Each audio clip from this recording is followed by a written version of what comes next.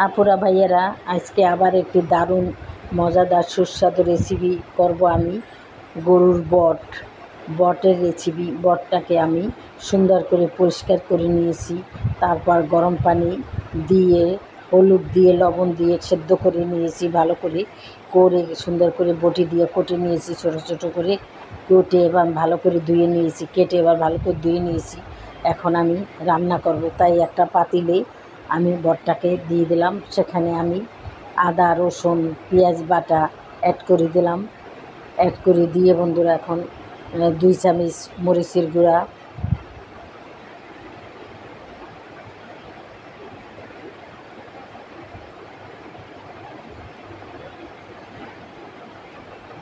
স্বাদ মতো লবণ এবং 2 চামচ হলুদের গুঁড়া, গরম মশলার সব কিছু মিলানো, গরম মশলা জিরা ধনিয়া সব কিছু মিলানো গরম মশলা দিয়ে দিলাম, গরম মশলার গুঁড়া দিয়ে দিলাম। তারপরে আমার একটা মশলা আছে স্পেশাল, এটা আমি পরে দিব বন্ধুরা, এখন না, আমি পরে দিব। এখন বন্ধুরা আমি চুলায় বসিয়ে দিলাম। চুলায় বসিয়ে দিয়ে তেল পরিমাণ মতো তেল দিলাম, কারণ এখন একটু তেল কম দিব, পরে এটা তো আমি তেল দিয়ে ভাজবো, সেই জন্য আবার পরে তেল দিব। সেই জন্যে পেস্ট কুচিটা দেই না, পেস্ট কুচিটা একটু পরে অ্যাড করে দেবো। এখন আমি পেস্ট কুচিটাকে দিলাম, বেশ কিছু পেস্ট কুচি কেটে দিয়েছি বন্ধুরা। দিয়ে এখন আমি সুন্দর করে একটুখানি কষিয়ে নেব। কষানো হয়ে গেলে আমি পরিমাণ মতো বেশি, পরিমাণের চেয়েও একটু বেশি পানি দিয়ে দেবো বন্ধুরা। বট সেদ্ধ হতে সময় লাগে। বটটা যদি আমি প্রেশার কুকারে করতাম তাহলে তাড়াতাড়ি হয়ে যেত বন্ধুরা, কিন্তু আমি প্রেশার কুকারে দেইনি, আমি পাতিলেই দিয়েছি।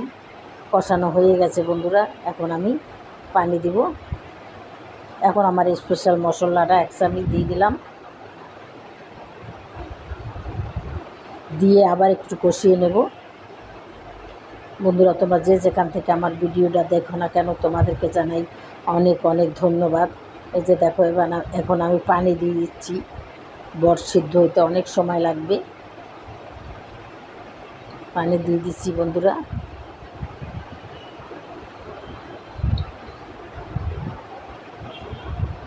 দেশের বাইরে যারা থাকো বন্ধুরা, তোমাদেরকে জানাই অনেক অনেক ধন্যবাদ। তোমরা এত কাজের মাঝেও আমাদের ভিডিওগুলো দেখো বন্ধুরা। প্লিজ আমাদের ভিডিওগুলো তোমরা একটু সবসময় দেখবা বন্ধুরা। এখন বন্ধুরা পরিমাণ মতন পানি দিয়ে আমি ঢাকনা দিয়ে দিছি। ঢাকনা দিয়ে এখন এটা সেদ্ধ হয়ে, দেখো বন্ধুরা, সেদ্ধ ঢাকনা টেনে গিয়ে পানি সেদ্ধ হয়ে গেছে, পানি টেনে গিয়েছে। এখন আমি কিছুটা আলু দিয়ে দিছি বন্ধুরা।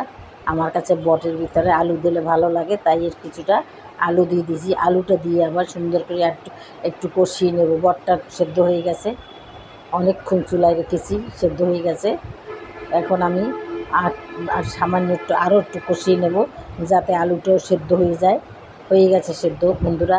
এখন আমি তেলে বাগার দিব, তেলের উপরে ভেজে নেব। তেলের উপরে সুন্দর করে ভেজে নেব বন্ধুরা।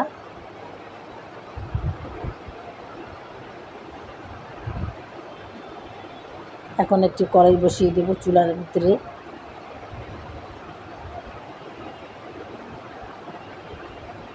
কড়াইয়ের ভিতরে আমি কিছুটা পেঁয়াজ কুচি দিয়ে দেব। এখানে আমি বেশ কিছু পেস্ট দিয়েছি। আবার এখন আমি কড়াইয়ের ভিতরে কিছুটা পেস্ট দেব।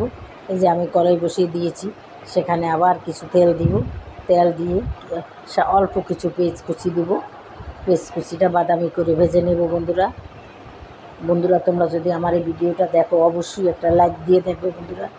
লাইক কমেন্ট এগুলো আমার খুবই প্রয়োজন।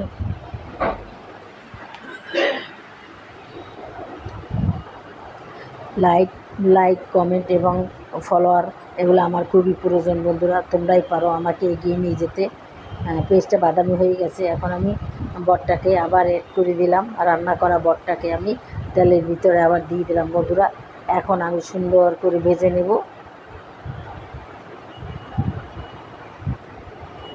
এই বট দিয়ে ডাল দিয়ে ভাত খেতে অনেক মজা বন্ধুরা।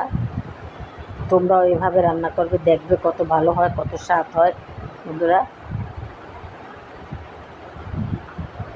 আমি উপরে আবার একটু ভাজা জিরার গুঁড়াও দিয়ে দেব।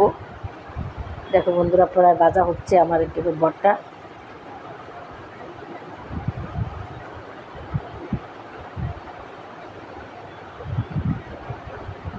পুরো হয়ে আসছে বন্ধুরা। বট এরকম যখন বাজবে এর সামনে তোমার থাকবে না, মুখের সামনে একটা কিছু রাখবে, কারণ বট অনেক ফুটে ওঠে, চোখ টোক অন্ধ হয়ে যাবে বন্ধুরা। আমার কিন্তু ফুটে উঠেছিল বন্ধুরা। যাই হোক বন্ধুরা, এখানে হুঁশিয়ার থাকবে তোমরা। হয়ে গেছে বন্ধুরা, দেখো আমার রেসিপিটা, দেখো তোমাদের কাছে কেমন লাগে। যদি ভালো লাগে তাই তোমরা ওইভাবে রান্না করে খাবে। আর যদি বেশি ভালো লাগে তাহলে অবশ্যই আমাকে একটা লাইক দেবে, আমার চ্যানেলটাকেও সাবস্ক্রাইব করে দেবে এবং শেয়ার করে দেবে। তাহলেই আমি সুন্দর সুন্দর ভিডিও নিয়ে আসতে পারবো। তাহলে আজকের মতো রাখি বন্ধুরা। আসসালামু আলাইকুম, খোদা হাফেজ। যে যেখানে থাকো ভালো থাকো।